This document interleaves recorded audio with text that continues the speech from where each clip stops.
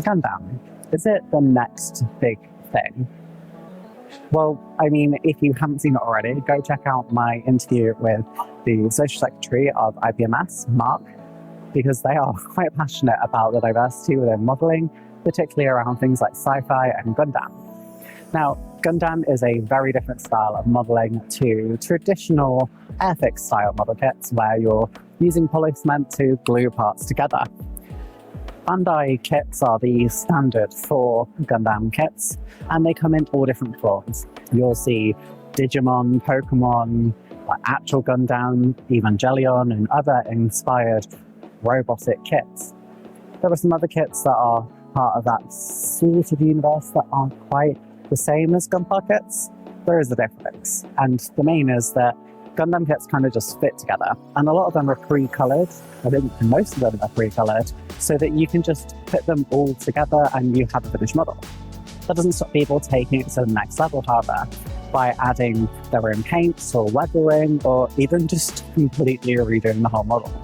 There's some incredible custom artwork out there, and this year at IPMS Scale Model World 2025, they have taken it a step further with Gundam to introduce a sit down and make section. So you can just go and make your own Gundam completely free with a kit that's limited to just sort of conventions. Mr. Modeler built one, and I've got some footage of them building theirs. And basically what you are going to do is you have got sheet A and sheet B.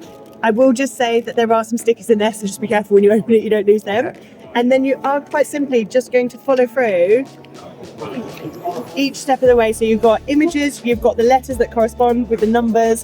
So it's, I'd love to say straightforward. There are some pitfalls, and I will say make sure you're definitely looking at which way around that bit goes, and the arms can sometimes get a little bit troublesome.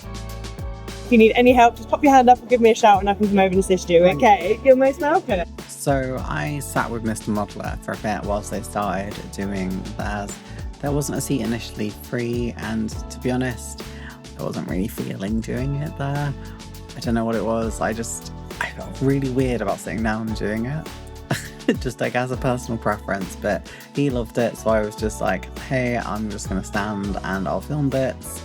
And then occasionally went and looked at some modelling shops that were behind us. But he really enjoyed putting it together, and I think it was a really good activity to have. They did have some pens available as well, like the like paint pens, so that you could do some like customization on yours. And honestly, the host who was there, I removed their name because I wasn't sure if they would want to have their name put out in this, I'm not sure. But either way, like, they were so lovely, and they were helping like all the kids who were there. It was genuinely such a good vibe. They did such a good job running this, like honestly, mad respect. This was one of the best things that Scale Model of this year, hands down. They really enjoyed that, as you can see from their hand mysteriously appearing. And yeah, I'm really excited to build mine. They had some limited convention kits at the Jadlam stand. I don't know if you can see it, but it's just over there. And they were limited sets that are only at sort of conventions and stuff. I really nearly bought one, but I didn't, just because I'm not sure if it's quite me yet, but I'm excited for next year. Anyway, let's go and have a look at me building mine. I built mine at home. I wasn't super confident doing it here. I'm also incredibly tired because teleport is so exhausting. I had like 4 hours sleep last night. I cannot see straight, but I wanted to do mine. They let me take it home to build it, and yeah, let's go and have a look at me building mine. Okay, so as I said, I brought mine home to build because I just wasn't feeling it at the show, and I guess the plus side is it means I can show all of you what it's like to build it properly rather than awkwardly trying to take up room there doing it. And I really like just putting on headphones and forgetting the world whilst I'm modelling, and I got to do that with this, and I enjoyed this, and I think I would do one again.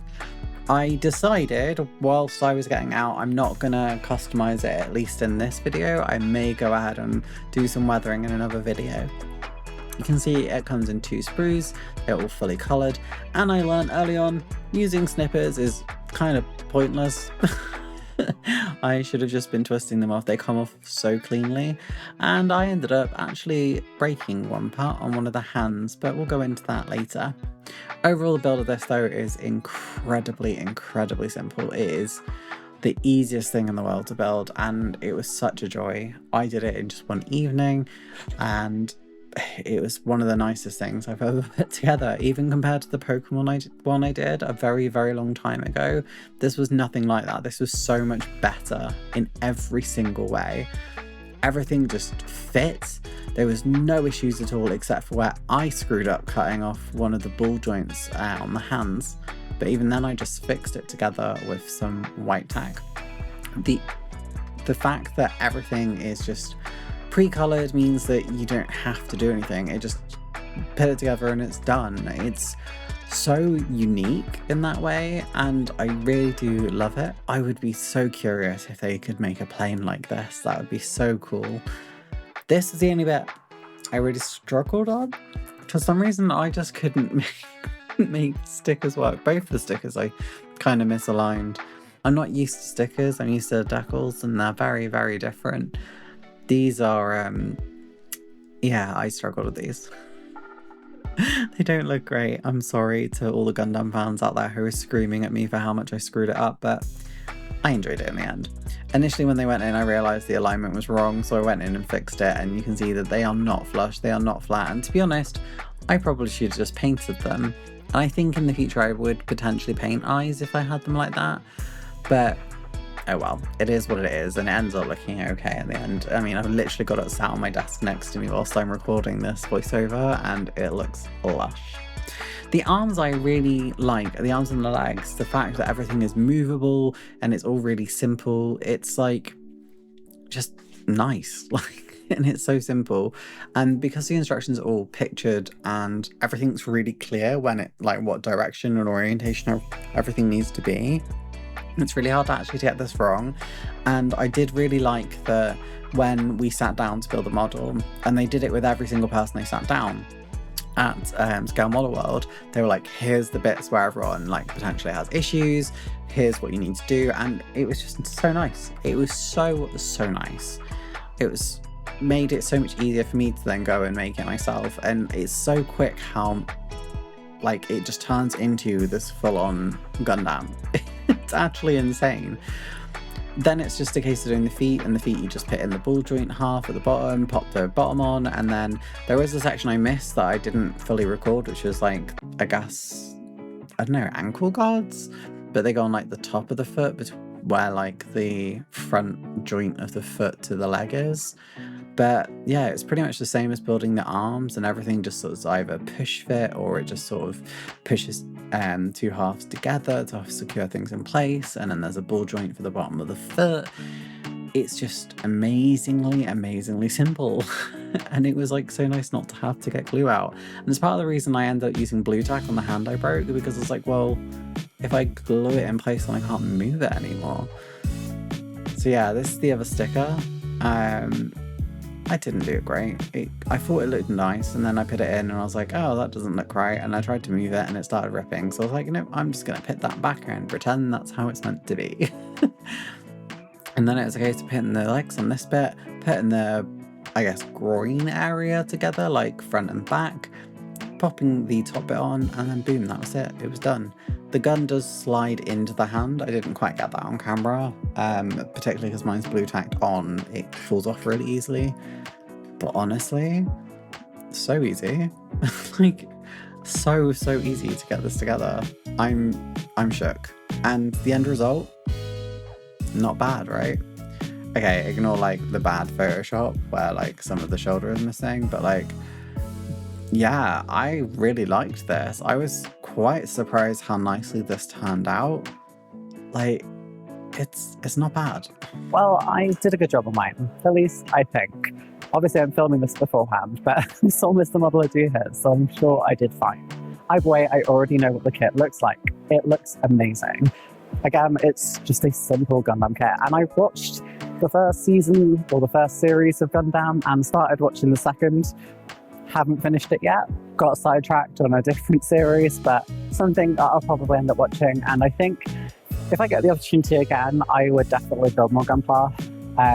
It's a nice side thing to do. It's something that's just so much more simple than what can sometimes be stressful last ticket. So yeah, it's really exciting. Can't wait to see you next year at Scale Model World 2026. If you've liked what you've seen here today, make sure to subscribe to the channel to be kept up to date with my latest and greatest videos, and leave a like on the video. Leave a comment too. Have you ever built a Gunpla kit or something similar? Obviously, I've done Pokemon before, but that was a very long time ago, and things have changed quite a lot. I'm a lot more competent now, and well, it's nice to enjoy it with someone else too. And if you want to support the channel more, you can become a channel member. The only difference between starter kit members and advanced kit level members is advanced kits get shouted out at the end of each video, but all of your support enables me to attend places like this and spend all this time filming and editing. I really appreciate you, and it's been amazing meeting so many of you at the show. I even got asked my autograph a couple of times, like, I made it. So yeah, thank you so much guys. I'll see you next year at Scale Model World 2026. Bye! A shout out goes to all of my subscribers and members, but a special shout out goes to my advanced kit level members, which includes Bobby G, Bob and Genevieve Outbridge, Dafty Duck, David Barber, Jeff Dioramas, and my 2 longest subscribers at this level, Explosive Water and Crazy Low Chat. Thank you so much all for your support. And if you like what you've seen here today, make sure to subscribe to the channel to be kept up to date with my latest and greatest videos. And there's a recommended video here just for you. Have a good day. Love you. Bye.